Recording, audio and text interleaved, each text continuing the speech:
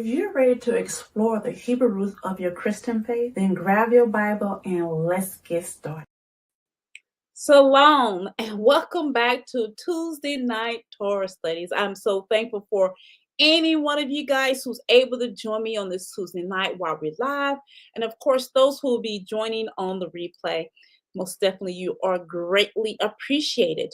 We are in the book of Leviticus. We're on episode number 4, but chapter 3. Now, chapter 3 introduced a whole nother offering. It is introducing the peace offering. Some of your Bibles may say fellowship offering, but this is a voluntary act of fellowship, come in harmony and gratitude and communion with Elohim. Unlike the other offerings, we have the sin offering and atonement and everything like that, but this is a peace offering that celebrates the joy of a relationship with Elohim and others.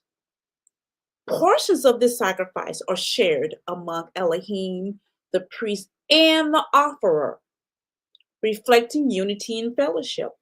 The offering required an unblemished animal, just like many other of the offerings.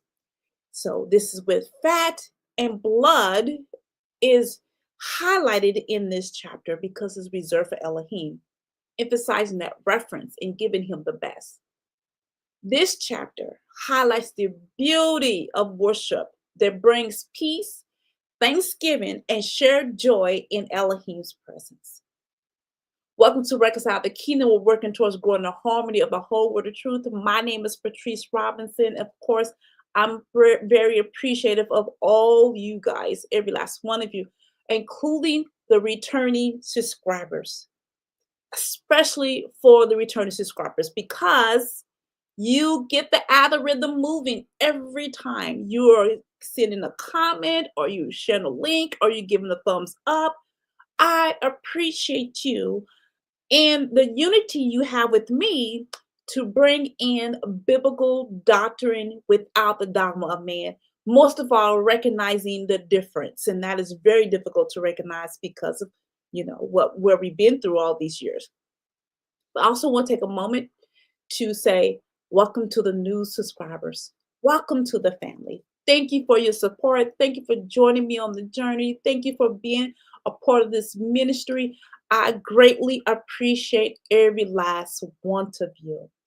Now, just like we spoke to the returning subscribers of all the things that they do, just join right on in and follow suit and do the things that they do.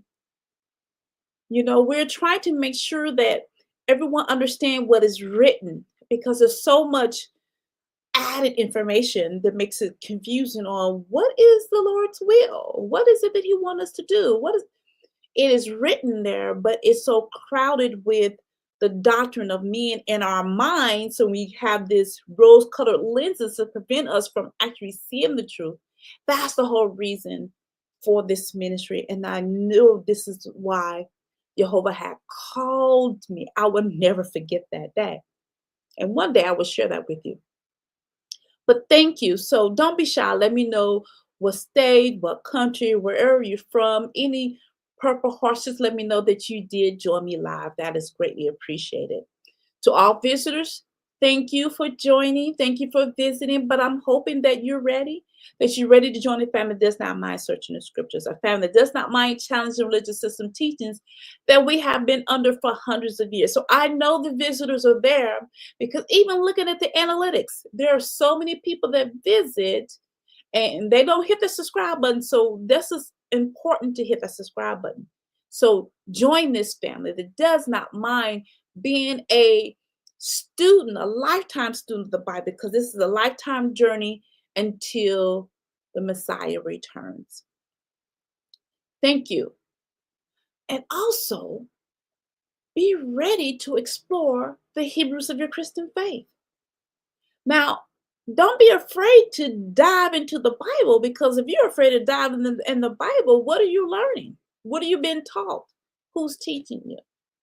So this is why we are most definitely calling you to join this family. And it's easy to join this family because it's totally free. All you have to do is hit that subscribe button below. And don't forget the bell, because the bell lets you know when I'm live any announcements or any updates that come from this ministry. So, visitors, just like we spoke to the returning subscribers, just like we spoke to the new family members, that subscribe button, that comment, that sharing the link, the thumbs up, that top line is highly important for this ministry because that is what allows the algorithm again to move in the YouTube analytics area. So I'm encouraging you to do those things. Share to a loved one, share to a friend, share that you know someone who's thirsty and hungry for the word of Yehovah. Follow me on Facebook, Instagram, Pinterest, Spotify, and YouTube podcasts. And don't forget the Arcade Biblical Studio that's available for you to buy workbooks to work through the studies that you have. You have worksheets, you have scripture wall art, all that available for you as a way of supporting the ministry. And the cash out, what I use for a love drawer that you will give to the love drawer. Again, all this is about getting the ministry out. Now, all that we just talked about, the different ways to support the ministry, you can find that in the description box. It's in the description box, and you can just hit the links because the links are available to you. So once again, we are in the book of Leviticus. We've been through Genesis. We've been through Exodus. We've actually been through all the books on level 1, which I call Torah chat points, where we did summaries of each chapter as a way of introducing the Torah to everyone because not everyone can just jump right on in. And so now we are on level 2. And this level 2 is verse by verse studies. I do not give you the complete study. I give you verse by verse foundational study that you can take out on your own and look further and study further, and just don't stop with just with me. Now, I don't want you to forget at the end of today's teaching, you're able to ask questions while I'm live. I encourage you to ask questions while I'm live. Even if you do not agree, you can make a comment, but the comments can be respectful. You know, we know how to communicate. Share the link throughout the teaching. I encourage all of that. Now, I also encourage you to have your Bible in front of you. Never go through any study without the Bible in front of you, whether it's electronic or your book, paper book, or whatever that you may have, and all the writing utensils that you need. Now, if you purchase the Leviticus workbook, I appreciate you, and the worksheet, I appreciate you. Even if you don't have those items, have a piece of paper for you. Now, you won't find this specific workbook because this one here is my workbook that I am building up for the new edition. So that is not there yet, but I'm most definitely going to have that someday available for sale. But this is my Leviticus workbook, and we are going to go over chapter 2, which is where we left off last week. And that's what we do. We always go over the previous chapter, which is Leviticus chapter 2. And we are going to go straight into reading what I have captured. Now, you do have opportunity to share what you captured too. So, chapter 2 was the grain offering.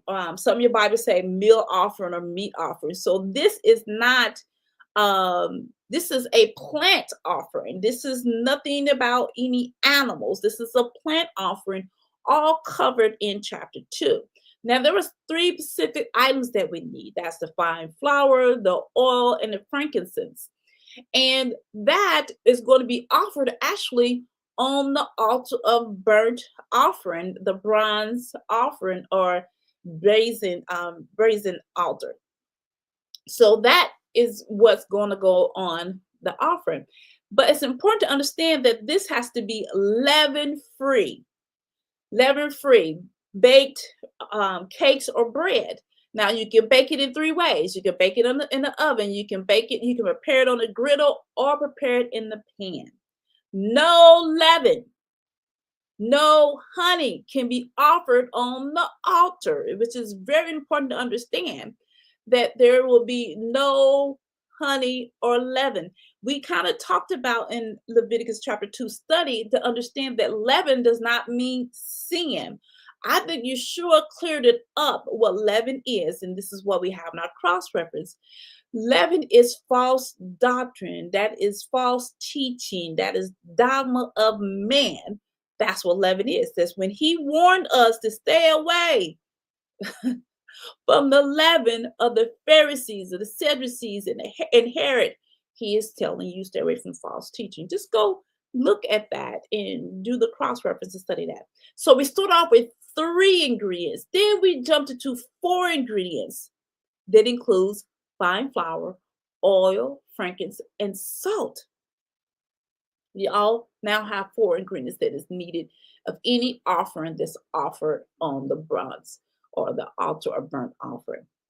We ended that chapter with discussion of the first fruits of the harvest, which is offered as a grain offering to Elohim. And of course, we know the first fruit offering is the first and best of your crop.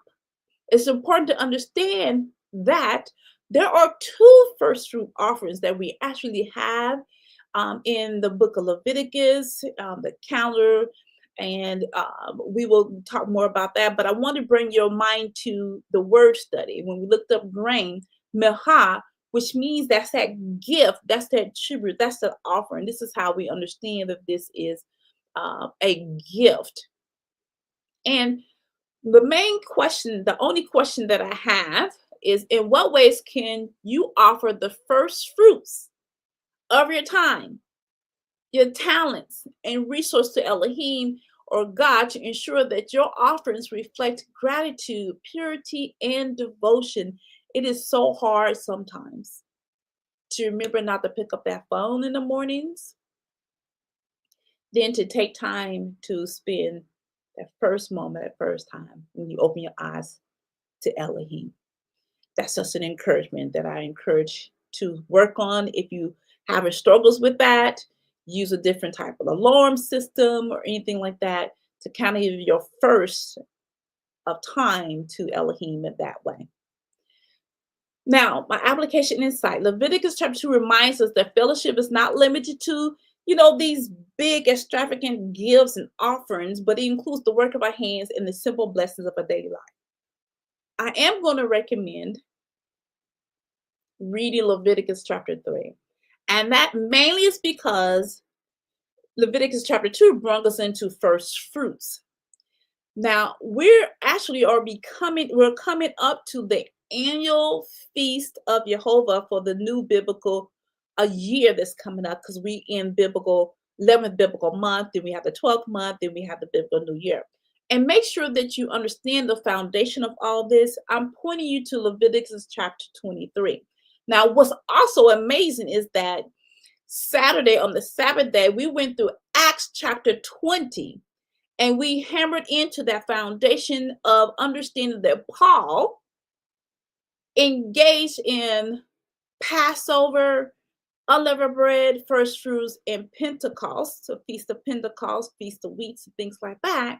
And he had to follow Jehovah's calendar to know when to honor these days, when to go to Jerusalem, which means that he followed the Sabbath day as Saturday, right? And he also understood that the day is from evening to evening.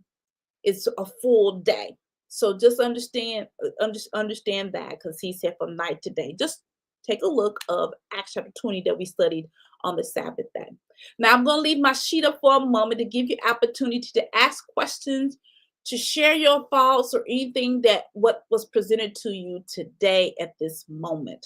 And we're going to go into Leviticus chapter 3. This is a small chapter, so I will not be before you long, but there's some key points I want to bring out through this chapter. Verse 1. Now, if his offering is a sacrifice of peace offerings, if he is going to offer from the herd, whether male or female, he should offer without defect before Yehovah. He shall lay his hand on the head of his offering, slaughter at the doorway of the tent of the meeting, and Aaron's sons, the priest, shall sprinkle the blood around the altar. From the sacrifice of the peace offering, he shall then present an offering by fire to Yehovah, the fat that covers the entrails and all the fat that is on the entrails, and the 2 kidneys with the fat that's on them, which is on the loins, and the lobe of the river, which shall remove with the kidneys. Then Aaron's sons shall offer it up in smoke on the altar of the burnt offering, which is on the wood that is on the fire, that is an offering by fire of a soothing aroma to Yehovah. So this passage, verses 1 through 5, describes a peace offering when the offering is taken from the herd. We learned about that in chapter 1. Those are the Lord's animals, the bull and all those type of things. Now, this animal has to be unblemished to reflect purity, okay, and dedication. The offerer lays their hand on the animal's head. Remember, they can't go into the tent of meeting, the tabernacle. They have to be at the door. Lay their hands on the animal's head, signify identification with the sacrifice, with the offering, before it is slaughtered at the entrance of the tabernacle. So it's not like beaten to death. There's a way that they were actually doing that, because they have to contain the blood. So you can't just slaughter the animal any kind of way you want. So the blood is sprinkled around the altar. The fat, including the fat covering the inner organs, the kidneys, and the lobe of the liver, is burned on the altar as a pleasing offering to Yehovah. This offering highlights giving Elohim the best portions as an act of communion, worship, understanding what we're doing with Yehovah is what he's asking for. Now, did you notice that this can be a male or female? We're in the peace offering. This animal offering can be either male or female, quite different from the burnt offering, right? Verse number 6. But if his offering is a sacrifice of peace offering to Yehovah is from the flock, this is the difference, flock, he shall offer it male or female without defect. If he's going to offer a lamb for his offering, then he shall offer it before Yehovah. He shall lay his hand on the head of his offering, slaughter it in front of the tent meeting, and Aaron's son shall sprinkle his blood around the altar. From the sacrifice of peace offering, he shall then bring an offering by fire to Yehovah. It's fat, the entire fat tail, which he shall remove close to the backbone, the fat that covers the entrails, and all the fat that's on the entrails, and the 2 kidneys with the fat that is on them, which is on the loins, and the lobe of the liver, which he shall remove with the kidneys. Then the priest shall offer it up, and a smoke on the altar as food offering by the fire to Yehovah. Now, this second passage, this is verses 6 through 11. This passage focuses on the peace offering from the flock. Remember, we went to now we're at the smaller animals. Now, this can be either sheep or goats, but this is asking for the lambs now. This is the lamb we're talking about. Similar to the offering of the herd, the animal has to be unblemished. The offerer lays their hand on the animal's head, transfer identification with the sacrifice. Remember, this can be a male or female. This lamb could be. So they lay their hands on the animal's head, transfer identification with the sacrifice. Now, I know that the Bible is written in a language of masculine language. When you say he does this, he does that, he does that. But we must understand that females also offer offerings too. So we have to keep our minds open and not singular and tunnel vision that everything is what the male does and the female doesn't do anything. The offerer lays their hand on the animal's head, transfer identification with the sacrifice. The animal is slaughtered and its blood is sprinkled around the altar. The fat around the inner organs, the kidneys, the lobe of the liver, the entire fat tail, he shall remove close to the backbone, the fat that covers the entrails, or then burned on the altar as a pleasing aroma to Yehovah. These elements ensure that the offering is made in reference and devotion, giving Elohim the best portions as the act of worship. This is as an act of obedience, because he's asking for specific areas, specific things he's asking to be done. So far, we've been reading about the peace offering and what Leviticus 3, chapter 3 provides us only with general purposes or the general processes of the peace offerings, because we need to jump into ahead to Leviticus chapter 7 that gives you the details and various reasons why people might offer them and how they should treat it according to the instructions. So if you go into Leviticus chapter 7, I'm going to put that as a recommended reading, chapter 7, verse 11 through 21. We won't go through all the verses, but that passage there give us the different types of peace offerings: thanksgiving, vow, and free will offerings. These offerings are connected to specific occasions, such as giving thanks and blessings and fulfilling a vow.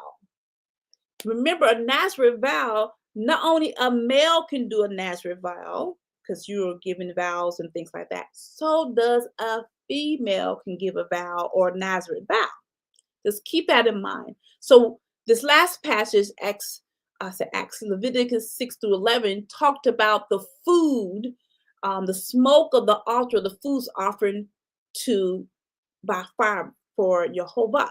So if you go into the passage of Leviticus chapter 7, verses 11 to 21, it gives you instructions about the consumption of these offerings. For example, Thanksgiving offering must be eaten on the same day that it's offered. Let me read that. Verse 15, it says, the meat of the sacrifice of his peace offering of thanksgiving must be eaten on the day he offers it. None of it may be left until the morning. So the priest and the person who's taking and commune with all of this in Yehovah, all this got to be done in the same day. Let's read verses 16 through 18. Let's continue, because if, however, the sacrifice you offer is a vow or a free will offering, different offering, it's a free will. We just talked about Thanksgiving. This is the free will. It should be eaten on the day he presents his sacrifice, but the remainder may be eaten on the next day. That's 2 days you can eat. But any meat of the sacrifice remaining on the third day must be burned up. You only get 2 days to eat a free will offering. If any meat from the peace offering is eaten on the third day, it would not be accepted. You can't eat on the third day. The third day has to be burnt up for a free will offering, those who's given for a free will. It cannot be credited to the one who presented it.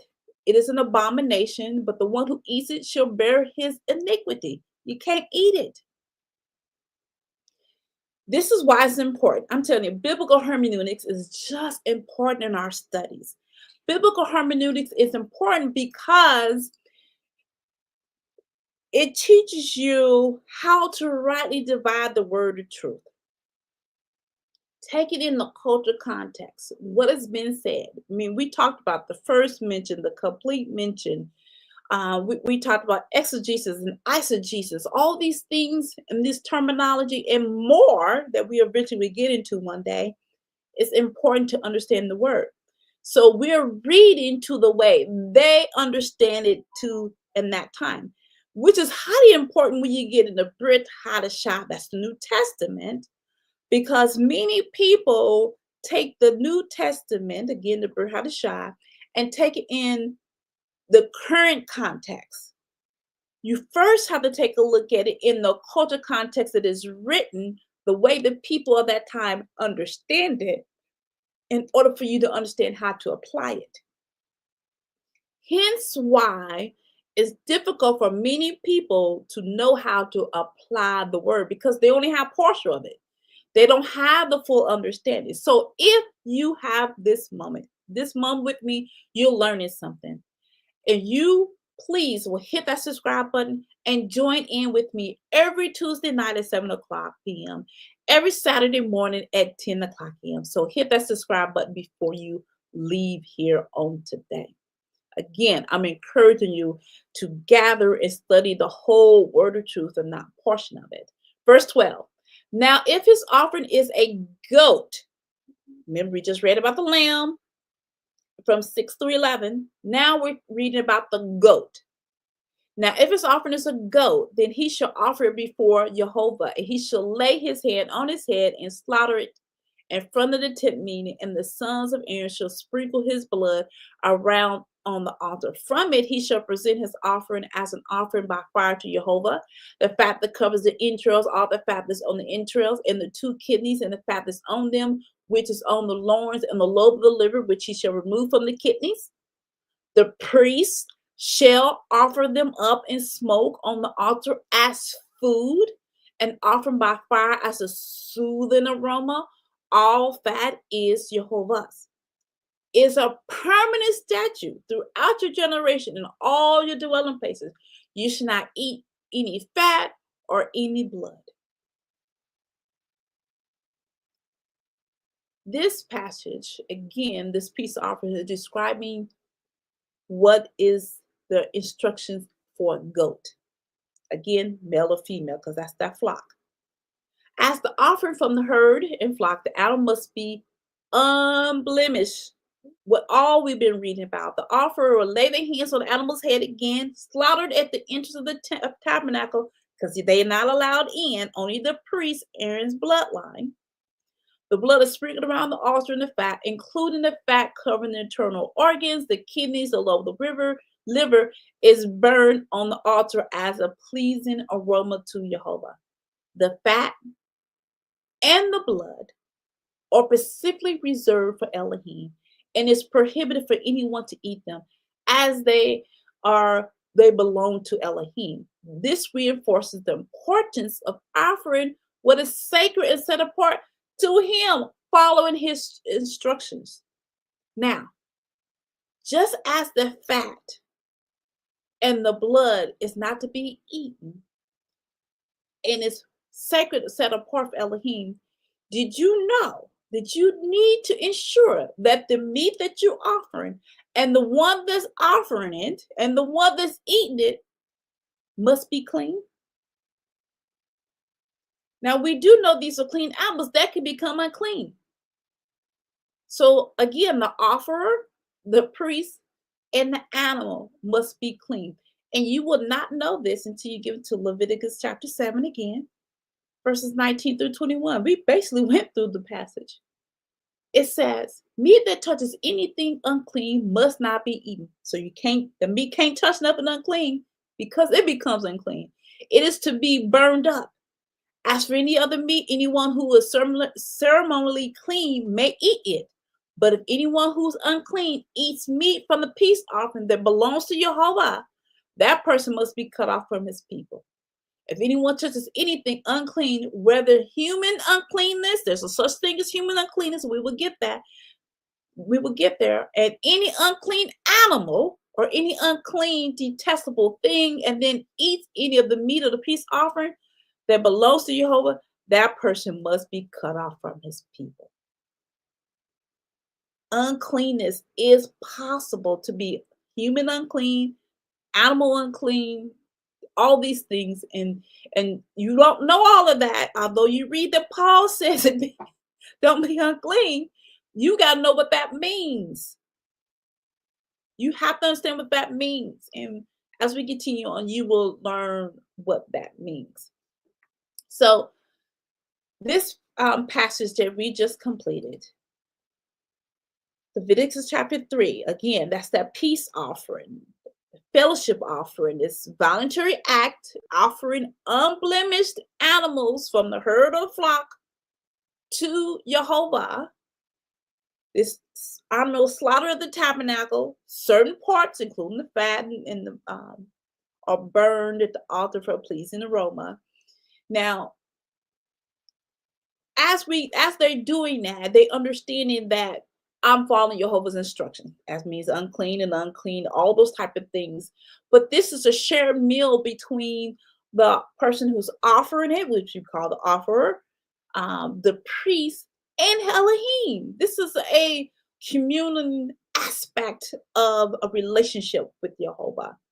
The peace offering fosters fellowship, gratitude, and all those things between Jehovah and his people, which is what he's wanting. That's what he desires. Now, by us integrating and making sure we understand Leviticus chapter 7, specifically passage 11 through 21, along with Leviticus chapter 3, we gain a fuller understanding of the peace offering as not only as an act of giving and its proportion, but how to do it. Why would someone do this? The reasoning to offer it. Again, Leviticus chapter 7 emphasizes the importance of purity and gratitude and shared nature of these offerings and strengthen a relationship between Jehovah and his people. Now that we reflect both on Leviticus chapter 3 and 7, please do that and go deeper, because there's other passages that you can read to bring inside this chapter of this peace offering and fellowship offering. So I encourage you to go deeper in your studies. But think about this. How can we offer always, when you think about offering, how do we offer our best and our best to Elohim in our daily lives? How do we offer our best and our acts, gratitude, fulfilling promises, offering free will, our time, our resources, embracing worship with him? How do we maintain its sincerity and purity? Because we have to pay attention to what is clean and unclean. Again, we will get to that study. Let us also strengthen our fellowship with others, sharing in joy and unity as we go closer to Elohim. This week, I'm encouraging you, take some time to offer your heart and actions. Offer an offering to Elohim. I'm not talking about offering a lamb or a goat or anything like that, because you can't. The tabernacle's not here. But you can offer an offering to Elohim monetary. I mean, there's ways to offer to people to honor an offering to Elohim. I want you to honor your community. Teach whatever you honor your community by doing whatever Yehovah calls you to do in the work of your community. So make sure we understand how we are honoring him to do the work of the kingdom. Now, I don't see any questions or comments that I need to respond to on today, but I am going to encourage you to join me on Saturday at 10 o'clock a.m. because we are in Acts chapter 21. Please make sure you got the foundation of Acts chapter 20. It's important to get the foundation for Acts chapter 1 on through so that you can understand Paul's letters that he writes, and Peter and all the rest of them, those letters that they write, because Acts chapter 20, I think, lays a good foundation of understanding Jehovah's calendar and that time. We really hammered on that. So join me again Saturday at 10 o'clock a.m. And next week, next Tuesday, we'll be in Leviticus chapter 4. As always, man does not live by bread alone, but man lives by every word that comes from the mouth of Yehovah. And we know that is the Torah. So I pray that you have a blessed rest of the week. And again, join me, if Jehovah's willing, on Saturday at 10 o'clock a.m. I greatly appreciate every last one of you who join me now and, of course, during the replay. Once again, thank you for joining me.